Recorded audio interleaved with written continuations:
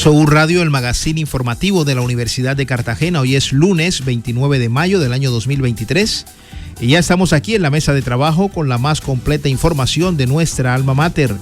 En el máster nos acompaña Amílcar Wong.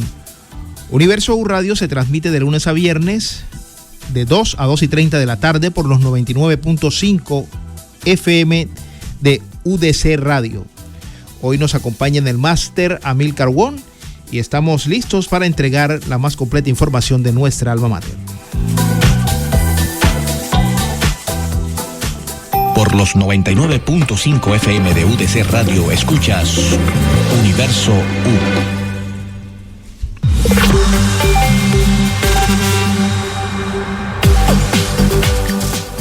Son las 2:06. Vamos con los temas del Universo U Radio.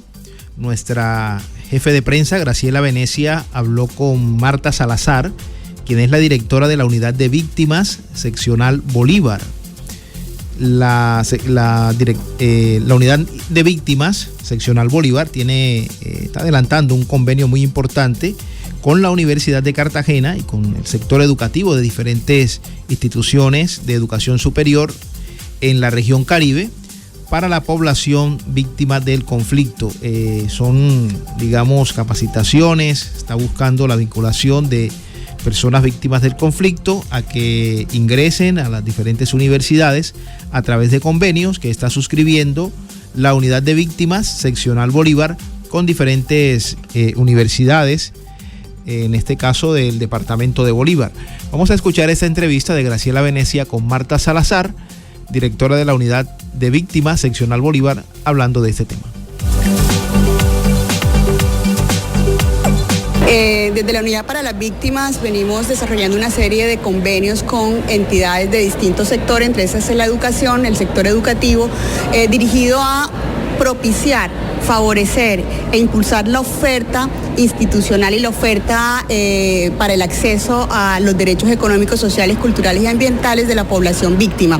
En ese sentido, la vinculación de las universidades, sobre todo de la universidad pública, ha sido no solo un requerimiento por parte de la población víctima desde hace muchos años, sino también es el reconocimiento de un actor importante en todo lo que tiene que ver con la garantía y el desarrollo de los mecanismos de justicia transicional y justicia restaurativa. No podemos olvidar el momento en el que está este país. Es un momento en el que desde hace varios años ya viene intentando sacar adelante unas agendas que se dirijan, que se orienten a reivindicar los derechos de las víctimas, a dignificar a las víctimas del conflicto armado y sobre todo a avanzar en procesos y en acciones concretas y específicas como este convenio para la garantía de sus derechos. Aquí entonces, en esta medida, la suscripción de este convenio nos abre las puertas de un reconocimiento a la población víctima para su acceso a la Universidad de Cartagena, de un reconocimiento a la población víctima para que pueda acceder a la oferta que la Universidad de Cartagena, más allá de los cupos, pueda tener en relación con su población estudiantil, de manera que éstas se vean favorecidas y efectivamente podamos apostarle a lo que se ha dicho en el Plan Nacional de Desarrollo, que son soluciones duraderas para las víctimas del conflicto armado. ¿Qué más que se haga desde la educación? A ver, doctora, ¿ya ustedes tienen un censo de la población víctima que de pronto esté en esa edad para acceder a la educación superior? Sí, nosotros tenemos, en el Registro Nacional de Información a cargo de la Unidad para las Víctimas tenemos información detallada. En el departamento de Bolívar aproximadamente tenemos 380.000 víctimas que llamamos víctimas sujetas de atención, es decir, personas que sabemos dónde están ubicadas, cómo ubicarlas si necesitamos que ellas se vinculen a la oferta del Estado, pero también a todos los procesos, tanto judiciales como no judiciales, orientados a la garantía de sus derechos y todos los que se ofrecen desde la política pública de víctimas, ¿no? Bien, ahí estaba la doctora Marta Salazar, directora de la Unidad de Víctimas Seccional Bolívar, hablando de estos convenios bien interesantes para la población víctima, para que puedan acceder a la educación superior.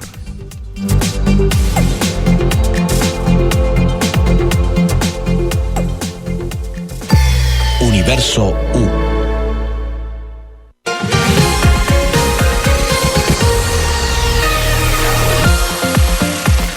Bien, seguimos con más temas en Universo U Radio. Recientemente se celebró la Semana del Maestro en la Universidad de Cartagena y se desarrollaron una serie de actividades encaminadas a fortalecer la docencia, reivindicar la práctica docente en nuestra alma mater.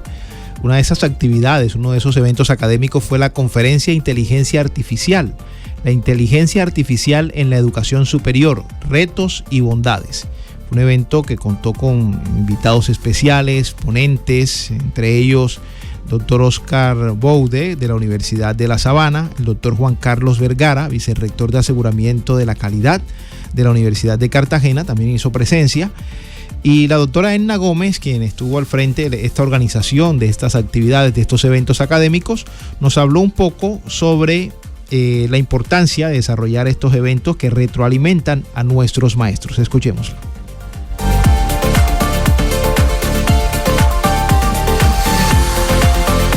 Bueno, la verdad es que desde el plan de desarrollo hacia una universidad transformadora y humanista tenemos un fuerte componente que es estimular, reivindicar la esencia docente, ese reconocimiento de la práctica docente.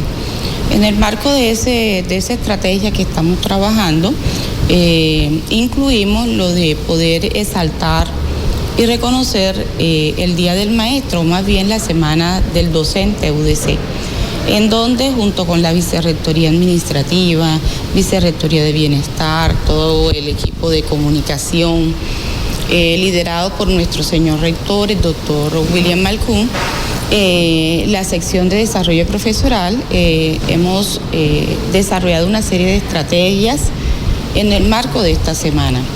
Desde el día de ayer hemos desarrollado diferentes actividades. La Vicerrectoría de Bienestar se ha vinculado activamente en los diferentes campus con actividades directas con los docentes y se ha hecho extensiva a los centros tutoriales, el cual se conmemoró el día sábado. Por cuanto para este sábado tenemos lo de las elecciones estudiantiles, entonces se conmemoró el día 13. Para el día de hoy estamos desarrollando un evento académico, el cual lo hemos realizado, lo vamos a realizar en dos campus diferentes, uno en Piedra de Bolívar para favorecer y facilitar el acceso de los docentes de esa área y otro que vamos a desarrollar acá sobre el rol del docente frente a la inteligencia artificial, todo lo que tiene que ver con los retos que tiene el docente frente a esa nueva dinámica, ¿cierto? Que no podemos estar a espaldas, sino antes por el contrario, hacer el análisis de cuál es el rol nuestro frente a esos avances tecnológicos y tratar de incorporar esos avances tecnológicos a la práctica docente. Entonces, como la discusión que se está haciendo en términos del evento académico que estamos proponiendo. Se van a venir otras cosas bien interesantes para la práctica docente que posteriormente se lo vamos a notificar. Ahora son las 2:13 minutos. Ahí estaba la doctora Edna Gómez Bustamante, vicerrectora de docencia, hablando de todos los planes, todas las actividades académicas que hay para la retroalimentación de los docentes de la Universidad de Cartagena. Bueno, tenemos un invitado en nuestra mesa de trabajo. Nos ha traído nuestra colega y compañera Ilke Carrillo, que es quien es la comunicadora de la Facultad de Ciencias Sociales y Educación de la Universidad de Cartagena.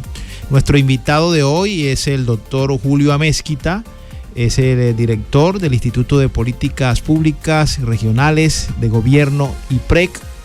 Y bueno, está aquí porque vamos a hablar un poco sobre el apoyo técnico en la formulación de las políticas públicas distritales que está brindando en este momento el IPREC a la Alcaldía de Cartagena, el gobierno distrital.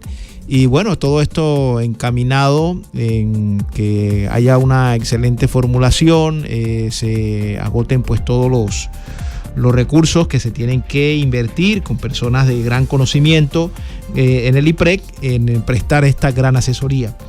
Doctor Julio Amezquita, muy buenas tardes, bienvenido a Universo U Radio. Buenas tardes, muchas gracias y muy amables. Bueno, inicialmente vamos a definir, doctor Amezquita, qué es una política pública.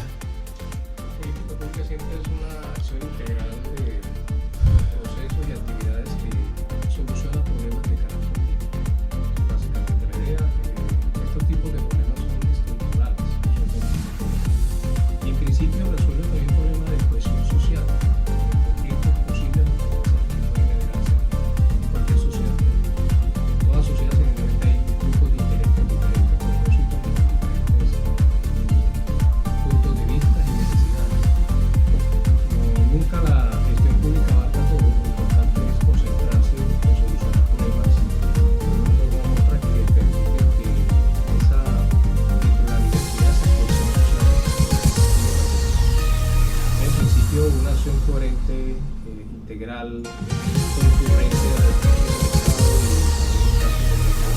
privado, puede dar soluciones a temas comunitarios y asuntos sensibles que la sociedad quiere mantener. La política pública no es coyuntural, es decir, que no obedece a un momento, no obedece al gobierno de turno, no obedece al capricho, sino que se mantiene en el tiempo y, digamos, la fortaleza de la política pública es que tiene unos recursos asegurados de alguna manera para desarrollar las acciones. ¿Qué puede trabajar un empresario, un emprendedor, un innovador, un investigador, un científico en materia de ciencia y tecnología, por ejemplo, con el distrito? Esa experiencia no es tan larga. Entonces ahí toca hilar un poco más delgado y empezar a diseñar realmente respuestas, no necesariamente que copien lo que ya hace el Ministerio de MinCiencias con recursos nacionales o lo que hace el Sistema General de Regalías con Gobernación, que tiene unos proyectos con recursos desde 2012 para acá en el Sistema General de Regalías.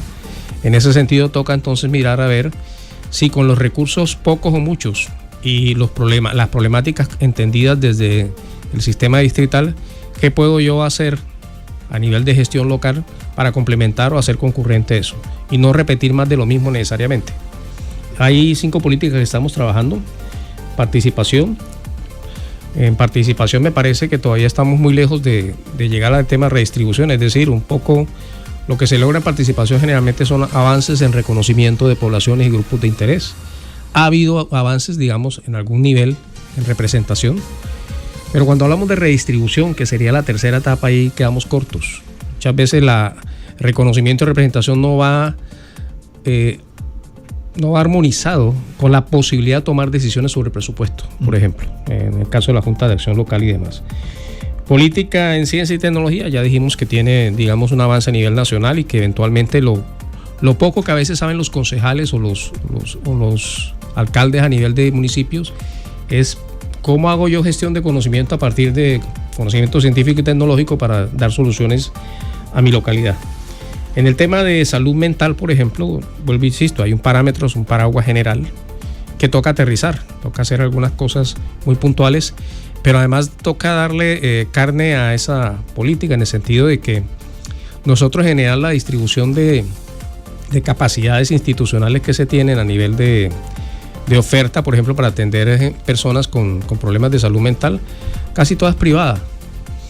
Entonces hemos perdido hace rato mucho los espacios, las clínicas, las especialidades o las infraestructuras o tecnologías o capacidades institucionales en hospitales públicos y demás para atender suficientemente. Entonces toca repensar ese sistema a ver cómo permite dar una respuesta efectiva. Con espacio público pasa algo similar. Fíjate que estamos trabajando política de espacio público, pero al tiempo se está haciendo en la ciudad el tema de ordenamiento territorial. La pregunta, yo pienso que ya superó el tema de los indicadores de cuánto espacio público tengo por habitante. Me parece que ya la situación ha ido un poco más allá y ya estamos hablando de, bueno, qué tan accesible es el espacio público, sí, qué tan conectado está, qué tanto soluciona los problemas de movilidad activa, o sea, la movilidad peatonal y la bicicleta, por ejemplo, la gente. Y dejar un poco el discurso solamente si se puede privatizar o no un parque, si hay un derecho fundamental para ciertas personas de hacer una actividad informal, etcétera. Yo creo que hay que ampliar el espacio público en general. En este momento lo tenemos, las competencias están separadas y, por ejemplo, infraestructura va por un lado y las condiciones de espacio público van por otro. Yo creo que ahí hay bastantes temas que van a implicar seguramente una reingeniería organizacional a largo plazo. ¿El proceso cómo va hasta el momento? Los, digamos, equipos técnicos, tanto del IPRED como de la Alcaldía de Cartagena, donde se están desarrollando las mesas, y los actores del IPRED, ¿quiénes son? Muy bien. Hay 5 entidades con las que más hemos avanzado, digamos, en temas. Bueno, las 5 tienen algo llamado fichas de estructuración, que es una ruta metodológica y de preparación, digamos, para poder desarrollar esto. Estas fichas ya están listas, están avaladas por la Secretaría de Planeación. Ahorita nos compete en este momento de desarrollar la agenda pública, es decir, unas mesas de socialización y diagnóstico de las problemáticas, y después posteriormente, estamos hablando de un cronograma que va entre junio y julio, y a partir de agosto, septiembre, antes de finalizar septiembre, debemos tener las fichas de formulación. Tenemos las mesas de formulación para poder presentar una formulación previa con estos 5 actores institucionales que son la UMATA, en el caso de protección animal, en el caso del DADI, salud mental, en el caso de la Secretaría de Participación.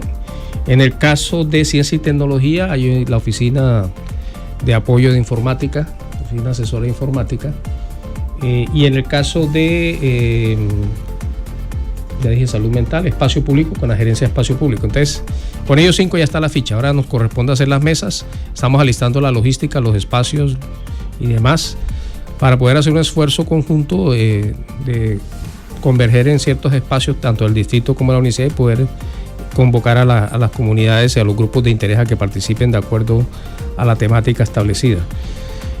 Aparte de las mesas, realmente que es un insumo, sí, para que primero los funcionarios públicos escuchen a la ciudadanía, a los grupos de interés. Y aparte de eso, entendamos bien las problemáticas de carácter público. Suele haber un problema, y es que se hace tendencialmente o inercialmente, se hacen programas año tras año sin realmente hacer ningún tipo de evaluación de diseño. No solo si se está ¿Este ejercicio se había hecho antes? Con el IPREC no. Con el IPREC no. No, y yo creo que esta apuesta es grande porque la intencionalidad de la Secretaría de Planeación es básicamente hacer unas políticas de largo plazo, es decir, que tengan un ciclo de vida útil de largo plazo. Eso es importante. ¿Estas políticas, doctora Mezquita, estarían listas antes de que finalice este año? Sí, la idea es que nosotros debemos entregar el componente técnico en octubre. De ahí para allá ya corresponde unas validaciones de control político que debe hacer la misma Secretaría de Planeación con sus diferentes instancias. De hecho, nos llegó hoy una actualización de la normatividad respecto al Consejo de Planeación que ha instituido el distrito, el COMPES que llaman ellos distrital, donde hay una serie de tomadores de decisión que participan en él. Y esperamos que ese sea un espacio realmente de armonización y corrección. Yo creo que al final lo que nos interesa a todos los cartageneros en general es que la estructura de la gobernanza distrital permita realmente que haya una articulación seria. Es decir, normalmente la misma estructura del Estado hace que cada secretaría funcione como un feudo, como una cosa aparte. Y lo que queremos es precisamente lo que conviene tanto a los tomadores de decisión como a los funcionarios públicos como a la misma ciudadanía, es que efectivamente haya una armonización de actividades y procesos que no sean redundantes, que permita hacer concurrencia, convergencia, y que haya unas comunicaciones mucho más fluidas entre las diferentes unidades administrativas del distrito, y que permita dar una respuesta efectiva a la gente. Yo creo que ahí ganamos todos.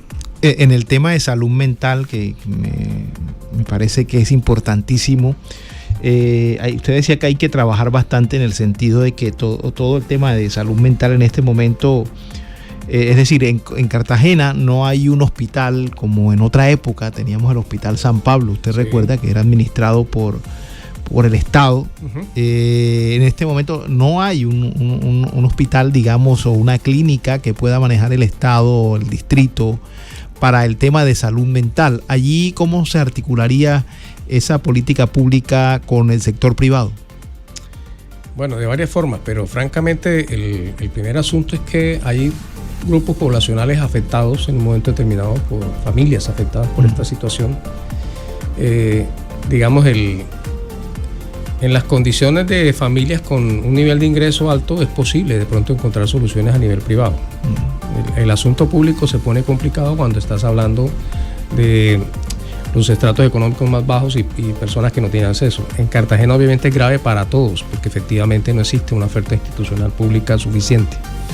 De hecho, escuchábamos en la mesa pasada algunas interpretaciones que se hacen, por ejemplo, en el caso de las capacidades que hay limitadas en diferentes hospitales públicos. Entonces, digamos, tanto los protocolos como lo que se requiere en un momento determinado de oferta en servicios especializados es baja. Toca primero atacar por ahí, hay que ampliar la oferta, pero además hay que ampliarla de acuerdo a las situaciones que se están presentando realmente, un diagnóstico claro de cuál es el tipo de incidencias. Hay un problema con la salud mental básico, y es que cuando tú sufres de algo físico, de cualquier tipo, en general tú acudes y no hay problema que la gente sepa que estás enfermo. Cuando hay un problema de salud mental, el estigma que existe social sobre alguna familia, la misma complejidad de las interacciones sociales, hace que a veces la gente no interpreta a tiempo esos problemas de salud mental. Yo creo que hay bastante por hacer realmente, y creo que es una de las situaciones que a partir de la pandemia se hizo tan evidente, que no es solo un tema de extremo, es un tema que también requiere prevención. No siempre hay que atacarlo cuando ya hay una psicopatía muy fuerte, sino que además evidentemente hay procesos donde tú ves avanzar temas de estrés, de ansiedad y demás, y los puedes tratar a tiempo. Y estoy hablando de todo tipo de ciudadanos. Y obviamente eso cobija también sectores vulnerables como niños y adolescentes. Entonces yo creo que ahí la correlación entre, por ejemplo, EPS que hacen en salud ocupacional, algún tipo de prevención, algún tipo de monitoreo temprano de los trabajadores, versus lo que sucede en los colegios, por ejemplo, con el monitoreo de los niños, que en un momento dado presentan algunos problemas de adaptación y demás, versus lo que la mismo bienestar en las universidades, por ejemplo, frente al estrés o ansiedad en los jóvenes. Y en fin, no podría hablar que hay varios actores que necesitan coordinar la información para poder hacer prevención temprana. Pero hay un trabajo fuerte. Doctor Julio Amezquita, ha sido usted muy amable por estar en Universo U Radio. Un placer, muchas gracias por la invitación.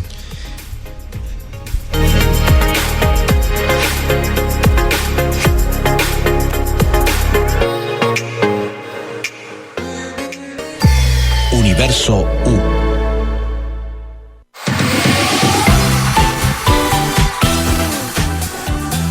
De esta manera hemos llegado al final de Universo U Radio. Muchas gracias por escucharnos. Nosotros volvemos mañana, Dios mediante, en punto de las 2:30 de la tarde.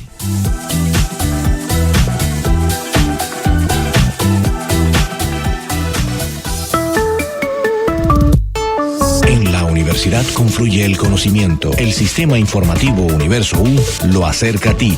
Universo U, lunes a viernes, 2 de la tarde. UDC Radio, 99.5 FM. Sonidos que integran. Universo U, el magazine de la Universidad de Cartagena.